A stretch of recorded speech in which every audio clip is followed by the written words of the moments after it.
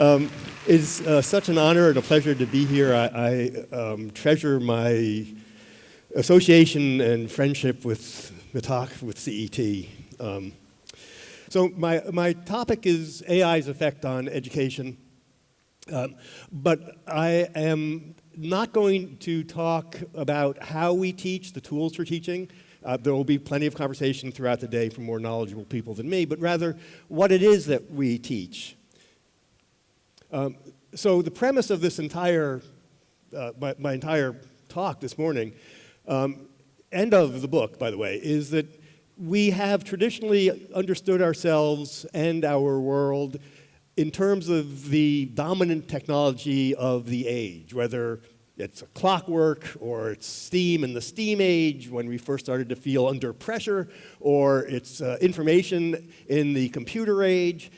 But now we are in a new age. We are in the age of AI, and particularly the age of machine learning, which is usually what AI means these days. And so this is changing, I think, how we think the world works, this reinterpretation of ourselves that's occurring right now, how the world works, how to explain it, and what it actually means to know something. So, machine learning, I think, is our new model. It gives us a model for understanding all those things.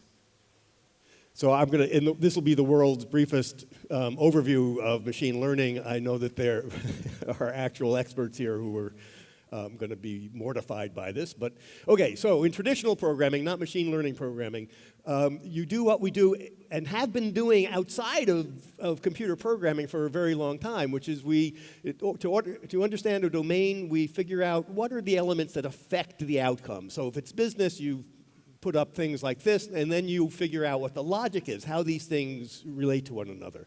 And if this sounds like a spreadsheet, it absolutely is, because a spreadsheet is just an easy way to program a computer. And obviously this works very well, we like all this, but it is not how machine learning works. It is not how you program a machine learning system.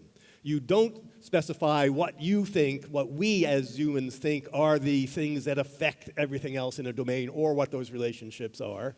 We pour in data, zillions, if I may quote Avi, zillions of pieces of data, and that's about right. And then we let the machine iterate on those numbers. It's all numbers, doing statistical analyses that literally boggle the mind until it puts together what in some instances is an artificial neural network in which there may be millions, I'll say zillions of data points, of points that are connected to other points, one to many, sometimes all to all, with differing weights and probabilities. And if you were to look at one of these maps with your eyes as a human being and try to trace out how things happen, you would fail. You would go through the whole thing maybe, and at the end of time you still wouldn't know exactly how it came up with its predictions. The old models that we've used for a long, long time, we looked for general principles, general models that we can apply, and then we apply them to particulars, and then we understand the situation. That's what we've done for a very long time, again, very successfully. In the new model, the sort of model that machine learning uses and that we may be taking on as the model of how the world works, we connect particulars, lots and lots of particulars. We don't start with generalizations. You don't feed in the generalizations to the machine learning system. You don't, it may not come up with generalizations. And if it does, it may come up with generalizations that we can't understand because they are bizarrely 1,024-dimensional vectors or something. They don't think the way that we do, which means that as a matter of fact, now, there are spectacularly successful machine learning systems that we cannot understand. You're going to hear from Professor Kanadi soon about work, and there's tremendous work going on to try to make these systems more understandable. There is controversy about whether their inexplicability is inevitable. At the moment, some of them are inexplicable. They are what are called black boxes. You can't look in them. You can look in them, you won't see anything that you recognize. So what does this mean for what we teach? I'm going to try to make 3 points. There's obviously much, much more. So the first is about overload. Back when the internet first started to become a thing that people used in the 1990s with the rise of the World Wide Web in particular, we heard a lot, the cover stories about Information overload. Overload was the fear for about a decade and a half. Overload was the thing that we worried about. It was the downside. People are enthusiastic about the internet, but there was this problem of overload. It was like a weight on our shoulders. At least in the US, and I suspect far more broadly than that, I don't hear much about overload as a problem anymore. It's just not a thing that people worry about. There's lots and lots of other things to worry about concerning information on the internet. There's no question about that. But overload is not a big one that shows up. Bad information, yes. Too much information? No, because the net and AI both get much of their value from this overload. On the net, it means that you are free to gather everything rather than having to figure out exactly what you think people will need. Just put all the photos, all the books, all the texts, all the whatever into a collection. Give people tools by which they can filter on the way out so you don't have to filter on the way in trying to anticipate people's needs, which of course nobody can do perfectly. So on the net, the overload is much of the value. With AI, the fact that we can pour in so much data, overloading what we could even understand, is the source of AI's success, machine learning success.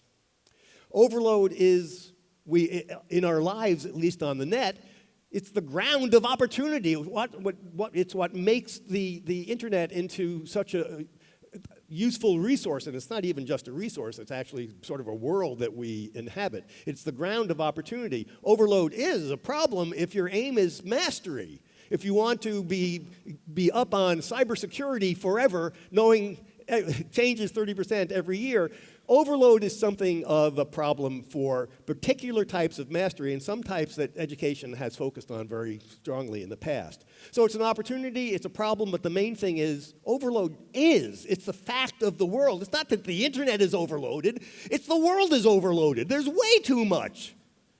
So overload is simply a fact, and we've managed, we all know that, but we've managed to be in denial about it in many instances in our cultures. Pardon me, I know that's not pleasant for any of us. Excuse me. Second is explanations and their cost. So let's say you are driving one day and you get a flat tire, and you want to know why, so you inspect, and yep, there's the explanation right there. It's that nail is the explanation. Now, this is a particular type of explanation. There are others. This is a particularly important type, which is a sine qua non explanation, which means, sorry, wish I had a mute button, but to spare you that. Sine qua non means there but for the nail, I'd still be driving along. It's the thing that if we could change, everything would be okay. Yeah, sure. Important way of explaining things, no doubt. But it's not the only sine qua non in this scenario. Because if you had not been late, you wouldn't have taken this road and you wouldn't have hit the nail. If that rabbit hadn't been in the middle and you swerved for it, and if you hadn't done that, you wouldn't have hit the nail. And if metal were softer than rubber, or if pointy things didn't penetrate better, then you wouldn't have gotten the flat. And if humans didn't care about getting places fast, and if cars ran on steel wheels instead of on rubber ones, which means that capitalism, if it weren't for capitalism, you wouldn't have gotten the flat.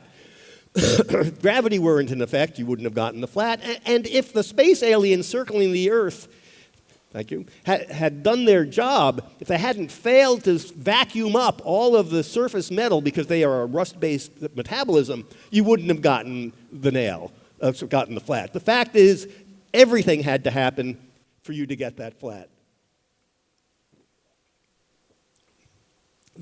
Thank you. So why do we pick the nail as the explanation, as the sine qua non explanation? It's a really easy reason for this, which is it's the one thing in the scenario that we can change. You can't go back in time and not be late and not take the road, or decide you're going to run over the bunny instead of swerving, or you can't change gravity. This is the one thing you can change. That's why it's the explanation. The explanation is not some broad thing that is independent of human interest and care. It's a tool. It's as much of a tool as I'm fine. I just have a cough. It's a particularly hideous sounding thing. Explanations are tools. And they're great tools, and they're essential tools. But they're not always, they're rarely enough, and they're not always even the best tool to use. So, where are explanations that embrace the world as it's now being revealed to us very directly in machine learning's models, that embrace chaos, complexity, and contingency? Well, one of the places that you see this sort of embrace, these sorts of explanations, are in history and in literature. In many ways, history and literature, and other fields as well, but pick these two, take this sort of complexity and contingency as it's the ocean they swim in.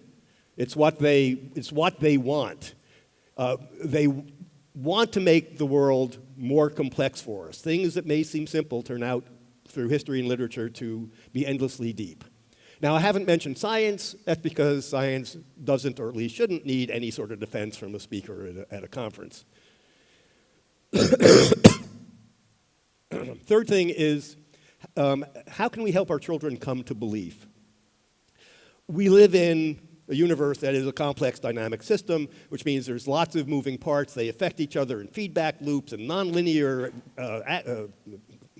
effects that can be literally unpredictable, which is simply a way of saying that everything affects everything all at once, all the time, and always will. That's the world we live in. It's unbelievably complex. So suppose for a moment that it's not that some machine learning systems are, at least for now, black boxes. Assume for the moment it's the world that's the black box. That's the thing we cannot open up and fully understand and see all of the causes and get all the explanations. Assume that this is where we are and where we start, which is different from, Avi actually expressed my views very well, different from thinking, okay, where we start is with general principles that happen to be simple enough for human minds to understand, and then there is no black box. Everything is amenable to explanation. Assume for the moment that we are coming to accept that the world is, in fact, a black box. What do? You lean in, perhaps. Excuse me, that was a copyright acknowledgement. So what does it mean to lean into the black box or into chaos? Press the right button. There we go. So we know, we've heard, I think we've all experienced, that students are coming to belief with one another on the internet. And often we're distressed about this because the beliefs can be wrong or harmful or pernicious or mean. But this is where belief is being formed to a large degree by students, student to student, on the internet, in texts and in all the rest of it. So what's the response to this? Well, one is to shut down the mobiles and to try to get kids off of this horrible place that's the internet. Sorry, that's in quotes. I love the internet. Or to accept that that's where they're going to be. They are going to continue to form beliefs on the internet. And so let's see what we can do to build networks that embrace, lean into, overload, and complexity. What would this mean? What would these look like? Well, I don't have a good idea for you. Sorry, I wish I did. But presumably the sort of networks of belief and knowledge and conversation and discourse that are as cerebral as the most academic research that we read, or as personal as Jeff's story, which was just really moving. Seriously, Jeff, you really touched me. So what can we do to build networks that lead people to beliefs that are helpful, to contacts that are human and life-saving and life-building, networks that distrust false mastery, that understand that mastery traditionally has been used often, not always, mastery of topics as a cudgel, as a stick to beat down competitors and to hold oneself up. That mastery has gender components, at least in many cultures. That love difference, rejoice in the differences among us. As again, Jeff, thank you. And that support human values. And in a longer presentation, I would argue, probably pretty speciously, but I believe it anyway, that the values that emerge from the sort of chaotic, complex world that we are of particular to particular, that values particulars often even more than the generalizations that hide differences, that world, the virtues of that world include at least a sense of humility. We are very small creatures in the universe. Curiosity, which also implies openness, and kindness to one another. These are values that I think come from that world, the world of complexity, chaos, overload, but that are also, and I think for important reasons, also the virtues that obtain among great educators, great teachers, the people in this room, the people at CET who I've, over the years, come to respect deeply and to love deeply as well. Thank you very much.